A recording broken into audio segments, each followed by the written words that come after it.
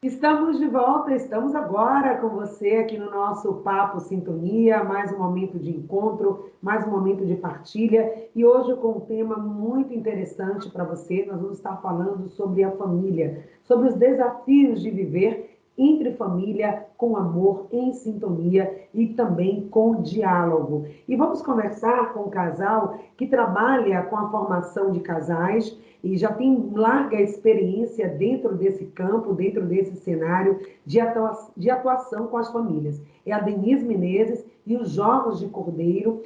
Eles são casal coordenador regional de equipes de Nossa Senhora e coordenadores da Pastoral Familiar na Paróquia Jesus de Nazaré, no bairro da Vila Laura, aqui em Brotas. Sejam bem-vindos, Denise e Jorge, uma alegria falar com vocês. Bom dia. Olá, bom dia a todos, que alegria estarmos aqui hoje, nessa manhã, falando sobre esse tema, sobre a pastoral familiar, sobre as equipes de Nossa Senhora e como viver a vocação de ser família. Bom dia, querida Patrícia, bom dia, Padre Célcio, bom dia, famílias da Bahia e do Brasil que abrem as suas portas e os seus corações para falarmos um pouquinho sobre o desejo de ter cada vez mais famílias que brilhem pelo amor, que trilhem pelo carinho, que se perdoem e que se reencontrem sempre. É um desafio ser família.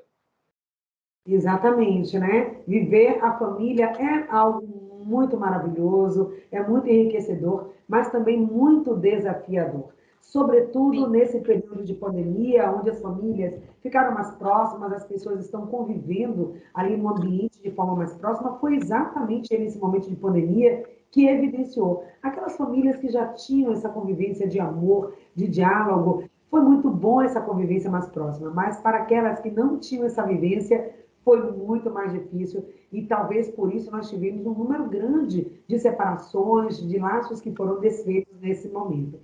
Então, antes da gente falar sobre esses desafios, né, e como driblar esses desafios, eu queria que vocês pudessem falar o que é ser família hoje. E aí tivemos a Semana da Família, esse convite da Semana da Família a pensar sobre o amor, sobre o diálogo e família como vocação. O que é ser família? Por favor, falem para a gente. Ser família, Patrícia e queridos ouvintes da Excelsior, é viver um grande desafio. O desafio de criar família, educar filhos de forma cristã e prepará-los para saber viver, saber se relacionar e caminhar com as suas próprias pernas. As rápidas mudanças que nós temos vivenciado, principalmente depois da pandemia, nos impôs alguns desafios. Desafios da convivência. E ser família é esse ser porto seguro, é saber que sempre poderemos contar uns com os outros, de voltar para o abraço, de se deitar no colo, de olhar nos olhos, de buscar juntos a oração. Então, ser família hoje busca necessariamente esse encontro, porque a nossa casa ela tem sido constantemente invadida pelos lixos da internet, da televisão, e é preciso que a gente busque esse encontro de ter família, de vivenciar esse ser família nos dias atuais. Olhar para os filhos olharem para os pais, se perdoarem, buscar o diálogo e buscar essa vivência na essencialidade do ser cristão, com a escuta da palavra, com a meditação e com a oração. A oração não pode estar fora, né, Denise? Às vezes a gente tira a oração da família, reserva um momento de oração para a igreja, para os encontros ali na comunidade religiosa. E às vezes a gente esquece que a gente tinha ali também a igreja doméstica. O que é isso? O que seria essa igreja? A pequena eclésia, Patrícia. E que dicas e orientações vocês poderiam passar para que as pessoas pudessem vivenciar isso? A vida comunitária começando dentro dessa primeira célula que é a família. É possível? Como podemos conquistar isso? Patrícia, nós temos alguns pontos concretos que o movimento das equipes de Nossa Senhora nos indica e a gente utiliza. E podemos sim falar sobre isso para todos. Nós temos o hábito de fazer a oração familiar. Então, a gente aproveita um momento, muito que estejamos todos juntos, em casal ou com os filhos, assim que o momento permitir, para que possamos fazer uma oração em família. Um outro momento é a escuta da palavra. É fundamental que a gente possa ter um momento em nossa casa para juntos ler, escutar e meditar sobre o Evangelho. Então, são pontos concretos que a gente vai conquistando e fortalecendo os laços familiares e os laços cristãos. A oração, ela não pode faltar. Como você disse, a oração é o sedimento. Ela é a nossa base e é a base na qual a gente passa para os nossos filhos e fortalece a nossa estrutura. Sem oração, não existe perdão. Sem oração, não existe compreensão. Sem oração, não existe essa possibilidade de perceber o outro, das suas fragilidades, dos seus fortalecimentos e perdoar. São hábitos que a gente precisa retomar, que a família precisa retomar.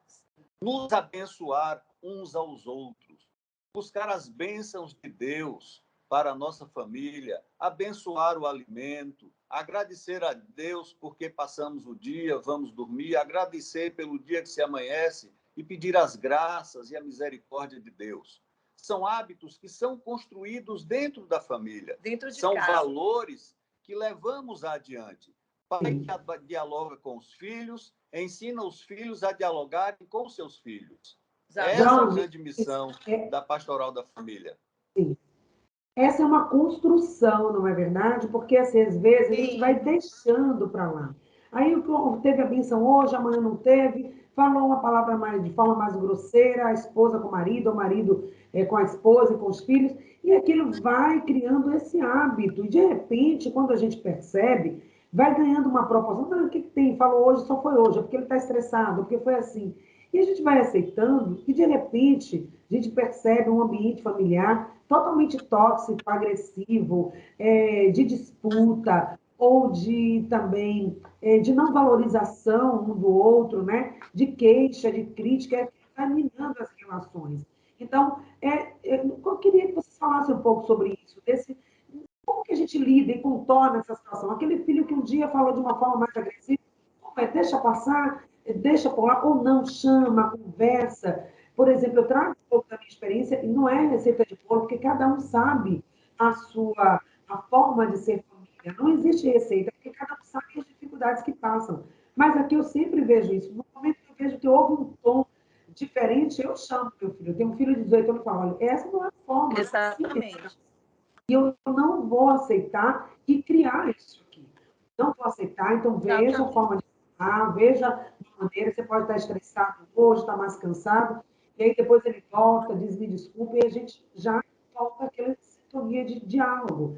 Porque se vai deixando, a coisa vira uma bola de neve. Eu não sei se essa é a experiência que vocês têm para passar para a gente, mas aqui eu percebo um pouco isso. Né? Famílias que estão hoje totalmente distantes, e isso não foi do dia para a noite. Foi algo construído, permitido. Fala aí para a gente um pouquinho. Patrícia, a gente nunca pode desistir, né? Dessa educação carinhosa e amorosa com os nossos filhos. Existem momentos difíceis, sim, mas o que eu percebo, eu sou assistente social, trabalho na área de saúde mental há mais de 25 anos. A gente tem uma geração que tem dificuldade de colocar limites nos filhos. A gente tem dificuldade de lidar com limites. Nós vimos de uma geração de nossos pais que eles tinham limites muito duros. E nós tivemos dificuldade de dar limite aos nossos filhos e muitas vezes alargamos demais.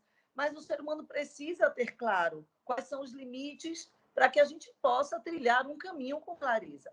Então, diferente dos nossos pais, a gente tem uma aproximação muito grande, muito maior com os nossos filhos, o que nos permite traçar limites mais amorosos. Limites amorosos são limites que podem ser combinados antecipadamente. A gente pode colocar limites em nossa casa, colocar quais são as regras.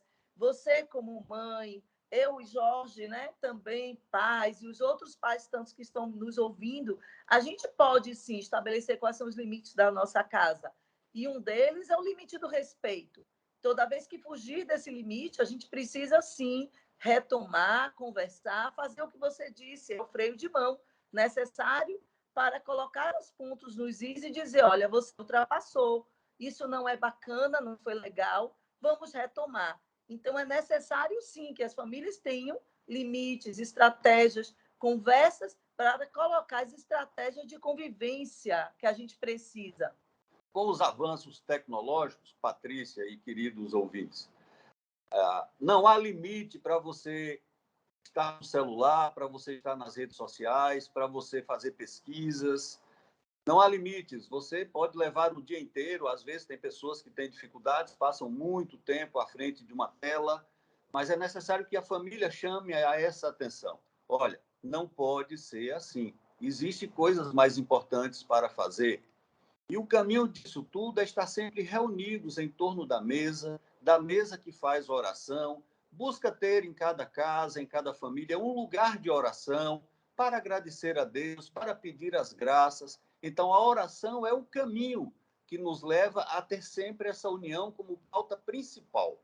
Exato. Então, você ter o seu divino, você ter o seu sagrado, é importante esse respeito, é importante essa convivência amorosa, é importante que o limite seja colocado. Eu vejo muitos jovens, eu trabalho com jovens, eu trabalho em uma faculdade da UFBA, em que às vezes a gente percebe, né, que falta essa conversa, esse esclarecimento, falta essa percepção do limite, até onde você pode ir, quais são as regras, porque a partir do momento que você deixa de ter limites em sua casa, com certeza a sociedade vai cobrar desse jovem o limite de uma outra forma mais dura. Então, é importante que a gente, em casa, trabalhe com os nossos filhos os limites de uma forma amorosa para que ele possa ser um jovem saudável dentro dos limites da sociedade. E, principalmente, Patrícia, o limite primordial é a presença dos pais. Isso. A presença física no coração, amorosa, porque essa presença vai incentivar nos filhos o respeito uns pelos outros. Quando Sim. nós não aprendemos em nossa casa... Sim. Sim. Pode concluir, desculpe. Queria só fazer um parêntese, então, no que você está falando, da questão da presença. A gente sabe que está muito difícil, a vida está difícil, as coisas estão mais caras, tem o desafio da sobrevivência, sim, tem o desafio dos boletos bancários que chegam para pagar, sim, e os pais precisam estar também vendo isso para dar atenção. Mas, às vezes, essa corrida pelo ter, pelo material, pela sobrevivência, tira essa presença física, inclusive. E aí vão criando lacunas, as crianças estão ficando muito sozinhas, muito tempo no computador. Agora, com a questão da pandemia, vamos falar agora, né, também dos desafios da pandemia. E um desafio foi esse, eles tiveram que ficar mais no computador, porque as aulas eram pelo computador. Então, passavam mais tempo no computador, porque era o horário da aula. E nisso ficou, depois, com essa aproximação muito grande com o computador, com o celular, e vão se isolando cada vez mais, se isolando. E os pais também não estão presentes, estão no mundo do trabalho, e as crianças passam o dia todo nos eletrônicos, sendo informadas e orientadas pelos youtubers da vida, pelos influencers digitais, né? E o pai está falando, a mãe está falando, ele está muito mais prestando atenção àquilo que o influenciador digital está dizendo. Está muito desafiador. Que orientações vocês dariam e quais são os desafios que a pandemia trouxe e como que a gente pode responder a esses desafios à luz da fé, à luz da oração, com os ensinamentos bíblicos? Ô, Patrícia, olha só, eu e Jorge também sempre trabalhamos. Eu sempre trabalhei 2 turnos, Jorge também sempre trabalhou 2 turnos. Também sabemos dessas dificuldades, a gente precisa pagar os boletos, trabalhar fora é importante. Mas ter família é uma missão e é uma grande responsabilidade. Quando a gente se dispõe a ser pai, a ser mãe, a gente sabe que a gente vai ter, sim, que ter uma responsabilidade para o resto da vida, né? Ser pai, ser mãe é para o resto da vida. Uma das coisas que a gente nunca abriu mão é ter qualidade do tempo que a gente tem com nossos filhos. Então, assim, se a gente tem, a partir de 5 horas, no meu caso, a partir de 5 horas, eu posso estar em casa, então, a partir de 5 horas, eu vou procurar fazer coisas com os meus filhos de que estejamos juntos. Então, eu acho que a gente precisa estabelecer, criar estratégias para essa presença de qualidade. Eu acho que a gente se perde muito, né? Quando todos nós, quando chegamos em casa, a gente vai também priorizar o computador, as mídias, mas a gente precisa entender que o nosso momento, o momento que a gente chega em casa, a gente precisa priorizar os filhos, a família. Uma coisa que a gente, na pandemia, a gente utilizou demais, a gente sabe que até hoje veio para ficar, foi o trabalho home office, foi a utilização das mídias, e muitas pessoas estão se queixando, porque se antes você tinha um trabalho que funcionava das 8 às 5, hoje as pessoas que estão em casa home office, esse trabalho avança para, sei lá, 8, 9, 10 da noite, porque está em casa. Não é assim. Eu acho que a gente precisa entender que é trabalho, mesmo estando em casa, e a gente tem limites como ser humano para que também a gente não adoeça, né? A nossa saúde mental prevaleça. Então, a gente precisa ter limite do uso, né, do nosso material de trabalho, a gente precisa ter limite do nosso tempo e controle do nosso tempo para que a gente tenha também uma qualidade do tempo que a gente tem em casa com os filhos. É valorizar, Patrícia, a sua relação dentro de casa. Quando nós chegamos no final da tarde em casa, queremos ligar a televisão, ler os jornais, assistir aos programas, mas em lugar disso tudo, tem algo muito mais importante e muito melhor, que é o sentido principal da família, a convivência. E nós convivemos um olhando nos olhos do outro, um contribuindo para que o outro esteja bem, para que todos possam coparticipar da vida da casa. Em casa, no seio da família, ninguém é visitante. Todo mundo é responsável pela casa e um pelo outro, pela vida da casa. A pandemia criou assim muitas dificuldades nas relações, porque as pessoas não estavam acostumadas a essa convivência 24 horas por dia. A casa era um dormitório. Chegava em casa, dormia, no outro dia cedo, saía, passava 12 horas fora, voltava novamente para dormir. Tinha casais que não viam os filhos só no fim de semana, e quando chegava o fim de semana, saía praia, clube, etc.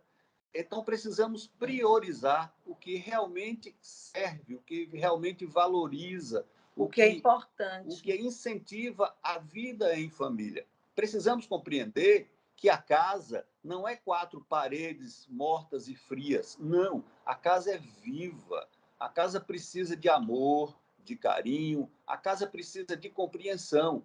Então, nós todos somos corresponsáveis por esta casa. Casa que começa dentro do coração de cada um. Ô, Patrícia, parece uma coisa muito assim, chocante o que eu vou dizer.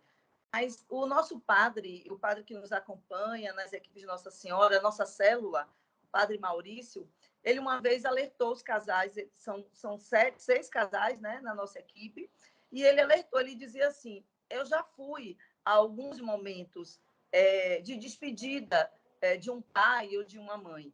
E nesses momentos de despedida, o que os filhos mais lembram não são dos bens materiais, mas os filhos lembram do momento que andaram a cavalo, do momento que jogaram um jogo de tabuleiro, do momento que foram à praia e nadaram juntos, da primeira cartilha que ele aprendeu a ler com o pai, com a mãe. Então, são esses momentos que marcam, né? Então, é importante você procurar encontrar um meio de comunicação com os seus filhos, né?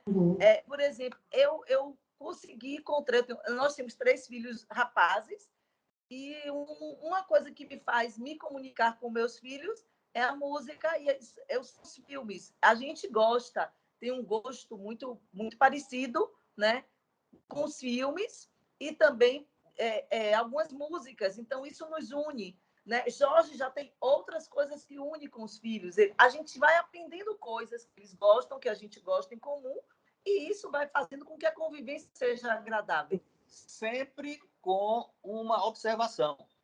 Pai e mãe são pai e mãe, e filhos são filhos. Isso. Nós não somos amiguinhos. Nós Fa- somos uma família, mas Isso. existe essa relação de respeito. Com certeza. Eu faço um parêntese aí também nisso que você fala, quero só pontuar aquela questão das relações familiares. Quem veio primeiro, né? Eu sempre brinco aqui os meninos, quem veio primeiro na fila do pão aqui, o pai veio primeiro. Quando a gente troca essas relações aqui, peraí, você é o filho, eu sou o pai, porque quando a gente aceita essa posição, a gente não está falando aqui de imposição, de agressividade, de autoritarismo, mas dessa imposição de Não. colocar esse limite, porque, como falou bem a Diniz, né, eles vão viver isso lá fora. O mundo lá fora tem as hierarquias e tem os posicionamentos. E por que em casa não? Por que nós vamos fragilizar essas relações se lá fora ele vai precisar também ter esse respeito? Tudo começa em casa. A questão dos bens materiais que vocês falaram, o que fica, o que marca, e vai marcar e vai estar nas lembranças afetivas dessas pessoas que vão crescer. A criança vai virar o adolescente, que vai virar o jovem, que vai virar o adulto, que vai virar um idoso no futuro. E quais serão as lembranças que vão marcar a trajetória dessa vida? Será que foram os presentes caros, a viagem cara que foi proporcionada? Ou esses momentos de convivência que vocês pontuaram bem?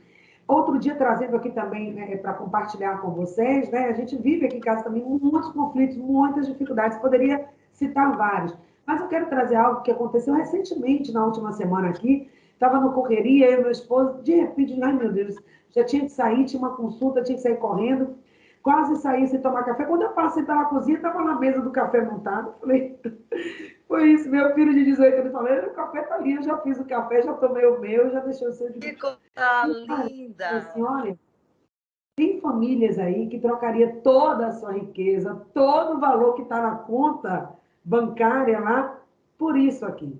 Por um filho que pare e Isso. veja que o pai e a mãe estão correndo e ele prepara o café naquele dia, ou prepara um agrado, ou faz um carinho. A gente precisa valorizar isso, né?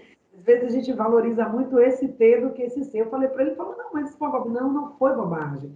É valorizar. Isso que você fez foi um ato de atenção, de carinho, de amor. E isso precisa ser valorizado, porque a gente deixa passar. A gente também não celebra as coisas, né, Jorge e Denise? É É. importante celebrar as conquistas, celebrar esses momentos de felicidade. Fala um pouquinho desse momento de celebração em família. Ai, Patrícia, a gente celebra tudo lá em casa.